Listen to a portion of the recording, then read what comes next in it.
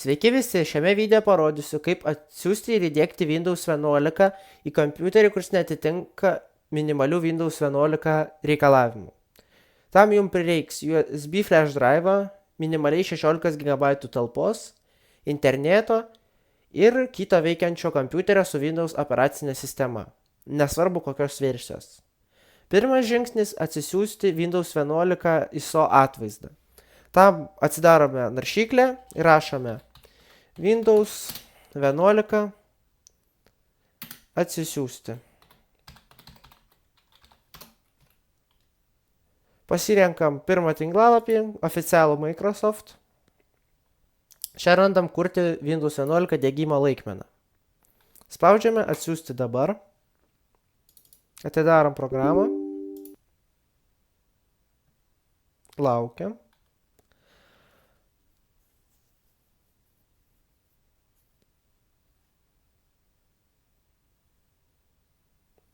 Čianai yra licencinės sutarties sąlygos.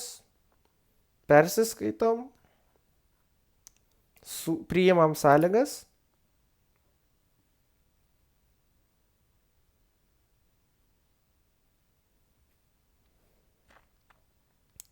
Čianai galim pasirinkti kalbą. Nuėmus šią varnelę galime išrinkti bet kokią kalbą, kokią norim. Aš pasilieku lietuvių kalbą. Tada spaudžiam toliau. Čia pasirenkame ISO failą, nes mums reikia ISO failą. Spaudžiame toliau. Tada pasirenkame, kur įrašyti Windows. Užvadinam, aš dedu į darbalaukį, užvadinu Windows 11. Spaudžiame įrašyti. Dabar laukiame, kol Windows atsisius. Kai atsisiuntėme ISO atvaizdą, dabar jį reikia įrašyti į USB diską. Tam mums prireiks atskiros programos, kuri vadinasi Rufus. Taigi atidarome naują skirtuką, rašome Rufus, atidarom oficialų tinklalapį, čianai prasukam iki atsiuntimų, aš renkuosi Portable versiją, nes jos nereikia instaliuoti. Spaudžiam, laukiam, kol neatsisius, tada atidarom, kadangi ką tik atsisiuntėme, nereikia tikrinti atnaujinimų. Čia pasirenkam diską USB, į kurį įrašinėsim. Įkrovas parinktis, spaudžiam pasirinkti.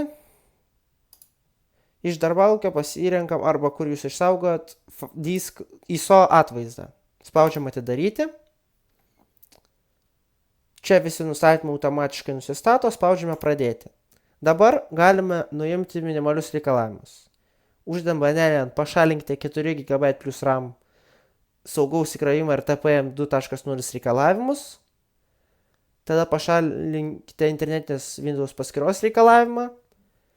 Galite sukurti vietinę paskyrą. Taip pat rekomenduočiau išjungti BitLocker ir automatinio įrenginių šifravimo išjungimą. Spaudžiame OK. Ir dabar laukiam. Čia mūsų paklausė, ar norime tęsti. Įspėjimas, kad visi duomeniai bus ištrinti. Spaudžiame OK. Ir dabar laukiame, kol bus įrašytas diskas.